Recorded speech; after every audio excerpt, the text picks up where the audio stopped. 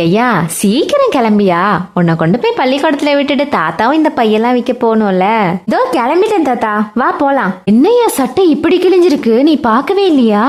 நேத்தே சொல்லியிருந்தா தாத்தா தச்சு தந்திருப்பேன்ல. சரி சரி கழட்டு கழட்டு, தாத்தா சீக்கிரமா தச்சு தரேன். இது ஏற்கனவே நீ தச்சு தந்ததுதான் தாத்தா, நேத்து குனியும் போது மறுபடியும் கிழிஞ்சிடுச்சு.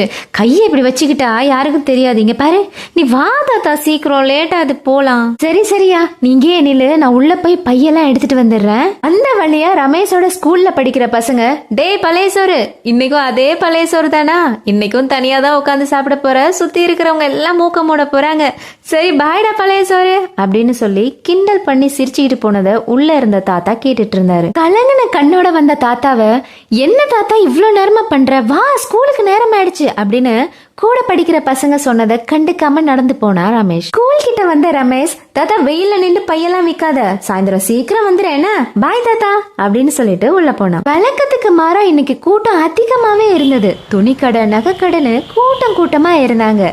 காரணம் விடிஞ்சா தீபாவளி. தாத்தாவுக்கும் தம் பேரனுக்கு நிறைய வாங்கி கொடுக்கணும்னு ஆசை. அந்த அளவு வசதி இல்லைனாலும் இன்னைக்கு எப்படியாவது பேரனுக்கு ஒரு புது துணியாவது வாங்கிட்டு போகணும்னு உறுதியா இருந்தாரு. சண்முக தாத்தாவுக்கு 70 வயசு இருக்கும். ஒரே ஒரு பொண்ணு. படிக்கும் போது ஒருத்தரை காதலிச்சு அவன் குடிகாரன்னே தெரியாம கல்யாணம் பண்ணி கொடுமை தாங்க முடியாம தம் பையனை வயசான அப்பா கிட்ட கொடுத்துட்டு இறந்து போயிட்டாங்க. அப்போல இருந்து இப்ப வரைக்கும் தாத்தாவுக்கு தம் பேரன் தான் எல்லாமே.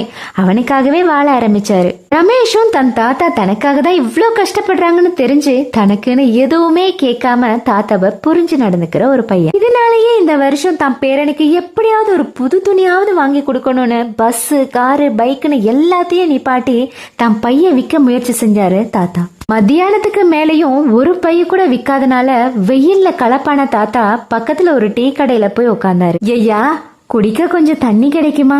என்னையா டீ கடையில வந்து தண்ணி கேக்குறீங்க, நல்ல சூப்பரா ஸ்ட்ராங்கா ஒரு டீ போடட்டா? சட்டை பைய மெதுவா தடவி பார்த்த தாத்தா, இல்லையா காசு இல்ல, நீ தண்ணி மட்டும் குடியா போதும் அப்படின்னு சொல்லி தண்ணிய வாங்கி குடிச்சிட்டு, விடிஞ்சா தீபாவளி, சுத்தி இருக்கிற எல்லாரும் புது துணி போட்டுக்கிட்டு கலர் கலரா வெடிச்சுக்கிட்டு இனிப்பெல்லாம் சாப்பிடும்போது என் பேரை மட்டும் அந்த கிழிஞ்ச துணியோடயே இருப்பான். தனக்குன்னு எதுவுமே கேட்காத அந்த பையனுக்கு இந்த வருஷம் ஒரு புது துணியாவது வாங்கி கொடுக்கலான்னு ஆசைப்பட்டேன்.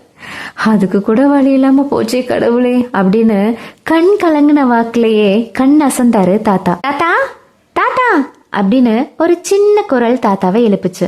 உங்க கையில வச்சிருக்க பையெல்லாம் ரொம்ப அழகா இருக்கு தாத்தா, நான் எங்க அம்மா கிட்ட போய் காசு வாங்கிட்டு வரேன், அதுக்குள்ள எங்கேயும் போயிடாதீங்க என்ன அப்படின்னு சொன்ன குழந்தை தூரத்துல லாரி வர்றது தெரியாம ரோட கிராஸ் பண்ண பார்த்தா. இந்த கதையில அடுத்து என்ன நடக்க போகுதுன்னு தெரிஞ்சுக்கணும்னா சாஜி சொல்லும் கதைகளை மறக்காம சப்ஸ்கிரைப் பண்ணிக்கோங்க.